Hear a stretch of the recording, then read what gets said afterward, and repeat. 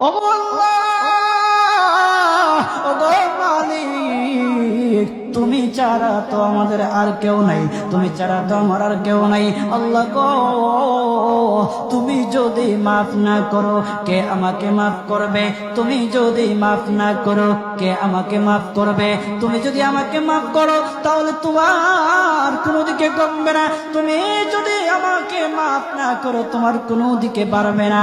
আল্লাহ গো, তুমি আমাকে মাফ করে দাও। সারাটা জীবন অন্যায় কাজ করেছি, সারাটা জীবন নাফরমানি করেছি, আমার কাছে কালেমার দাওয়াত কম আসে নাই, আমার কাছে কালেমার দাওয়াত কম আসে নাই, আমাকে লোকেরা কম বোঝায় নাই। ওগো আল্লাহ, তুমি আমাকে মাফ করে দাও। মাফ না করলে কোথায় যাব, কার কাছে যাব? বাবা যখন মারে তখন মার কাছে আশ্রয় নেওয়া যায়, মা যখন প্রহার করে তখন বাবার কাছে আশ্রয় নেওয়া যায়, বাবা মা যখন প্রহার করে তখন দুনিয়ার কারো না কারো কাছে আশ্রয় নেওয়া যায়। ওগো আল্লাহ, ওগো মালিক, তুমি যদি আমাকে মারো, তুমি যদি আমাকে আযাব দাও, ওগো আল্লাহ, কার কাছে যাব, কার কাছে গিয়া মাফ চাইবো? ওগো আল্লাহ, মেহেরবানি করে মাফ করে দাও। এইরকম কান্না করতেছে, কান্না করতেছে, চোখের পানি তার এমন ভাবে পড়তেছে, দাড়ি ভিজতেছে, দাড়ি ভিজে জমিনের মধ্যে চোখের পানি পড়তেছে, কান্না করতেছে। বান্দাটা কান্না করতে করতে করতে করতে আমার আল্লাহর কাছে এমন গ্রহণযোগ্যতা অর্জন করেছে, মহান আল্লাহ রাব্বুল আলামিন তার ডাকে সাড়া দিয়া তার জিন্দেগির সব গুনাহ মাফ করে দিয়েছেন। হযরত মূসা আলাইহিস সালাতু ওয়াস সালামের যুগের ঘটনা। একজন বড় পাপিষ্ঠ ছিল, জীবনে এমন কোন গুনাহ নাই যে গুনাহ সে করে নাই। তার গুনার প্রতি অতিষ্ঠ হইয়া, মানুষ তার গুনার প্রতি অতিষ্ঠ হইয়া গ্রামের লোকেরা তাকে হাত পা বেঁধে জঙ্গলের মধ্যে ফেলে দিয়ে আসে। জঙ্গলের মধ্যে থাকতে থাকে, কিছুদিন থাকার পর মালাকুল মউত যখন তার সামনে এসে উপস্থিত, এর আগ মুহূর্তে সে বান্দা আল্লাহর কাছে ডেকে ডেকে বলতেছে, ওগো মালিক, তুমি ছাড়া তো আমাদের আর কেউ নাই, তুমি ছাড়া তো আমার আর কেউ নাই। আল্লাহ গো, তুমি যদি মাফ না করো কে আমাকে মাফ করবে? তুমি যদি মাফ না করো কে আমাকে মাফ করবে?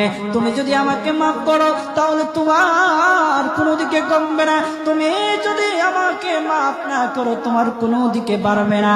আল্লাহ গো, তুমি আমাকে মাফ করে দাও। সারাটা জীবন অন্যায় কাজ করেছি, সারাটা জীবন নাফরমানি করেছি, আমার কাছে কালেমার দাওয়াত কম আসে নাই, আমার কাছে কালেমার দাওয়াত কম আসে নাই, আমাকে লোকেরা কম বোঝায় নাই। ওগো আল্লাহ, তুমি আমাকে মাফ করে দাও। মাফ না করলে কোথায় যাব, কার কাছে যাব? বাবা যখন মারে তখন মার কাছে আশ্রয় নেওয়া যায়, মা যখন প্রহার করে তখন বাবার কাছে আশ্রয় নেওয়া যায়, বাবা মা যখন প্রহার করে তখন দুনিয়ার কারো না কারো কাছে আশ্রয় নেওয়া যায়। ওগো আল্লাহ, ওগো মালিক, তুমি যদি আমাকে মারো, তুমি যদি আমাকে আযাব দাও, ওগো আল্লাহ, কার কাছে যাব, কার কাছে গিয়া মাফ চাইবো? ওগো আল্লাহ, মেহেরবানি করে মাফ করে দাও। এইরকম কান্না করতেছে, কান্না করতেছে, চোখের পানি তার এমন ভাবে পড়তেছে, দাড়ি ভিজতেছে, দাড়ি ভিজে জমিনের মধ্যে চোখের পানি পড়তেছে, কান্না করতেছে। বান্দাটা কান্না করতে করতে করতে করতে আমার আল্লাহর কাছে এমন গ্রহণযোগ্যতা অর্জন করেছে, মহান আল্লাহ রাব্বুল আলামিন তার ডাকে সাড়া দিয়া তার জিন্দেগির সব গুনাহ মাফ করে দিয়েছেন। ওই বান্দাটা তাওবা করতে করতে করতে করতে হঠাৎ ইন্তেকাল করে। ইন্তেকাল হওয়ার পরে হযরত মূসা আলাইহিস সালাতু ওয়াস সালামকে মহান আল্লাহ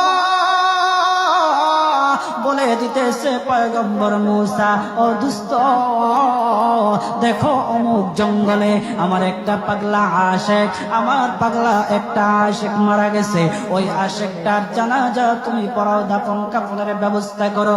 ও মূসা, আর তুমি একটা ঘোষণা দিয়ে বলে দাও, একটা ঘোষণা দিয়ে দাও মূসা রে,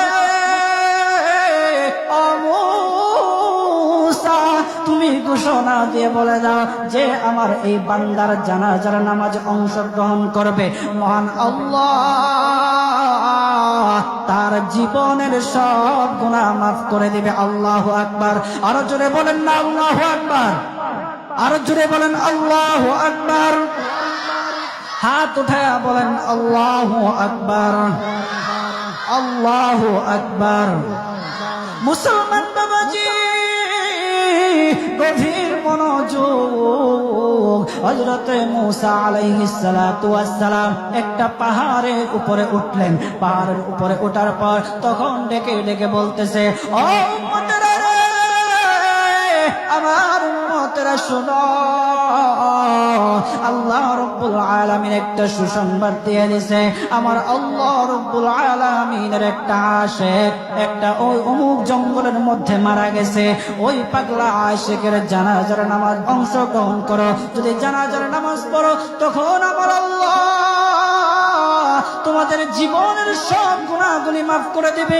কেউ যদি নিজের গুনাহ ক্ষমা করাইতে চাও, কেউ যদি নিজের গুনাহগুলি ক্ষমা করাইতে চাও, তাহলে মহান আল্লাহ রাব্বুল আলামিনের ওই পাগলা আশিকের জানাজায় অংশগ্রহণ করো।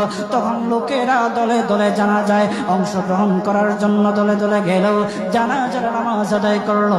আদায় করার পর পয়গম্বর মূসা আলাইহিস সালাতু ওয়াস সালামকে বলতেছে, ও আল্লাহর পয়গম্বর, যার জানাজায় অংশগ্রহণ করার কারণে মহান আল্লাহ তার জীবনের সব গুনাহ মাফ করে দেবে।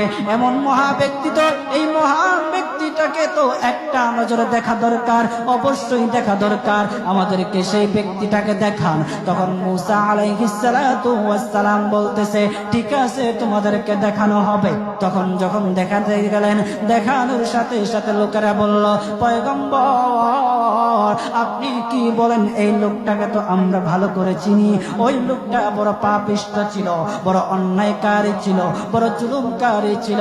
ওগো পয়গম্বর, সমাজে এমন কোন গুনাহ নাই যে সে করে নাই। সমাজে সব গুনাহ করেছে, সমস্ত গুনার সাথে সে জড়িত ছিল। তার গুনার কারণে আমরা অতিষ্ঠ হইয়া তার হাত পা বেঁধে আমরা তাকে জঙ্গলের মধ্যে ফেলে দিয়ে আসি। এই পাপিষ্ঠ বান্দা আল্লাহ তাআলার বড় আশিক হতে পারে কিভাবে? আল্লাহ তাআলার পেয়ারা হতে পারে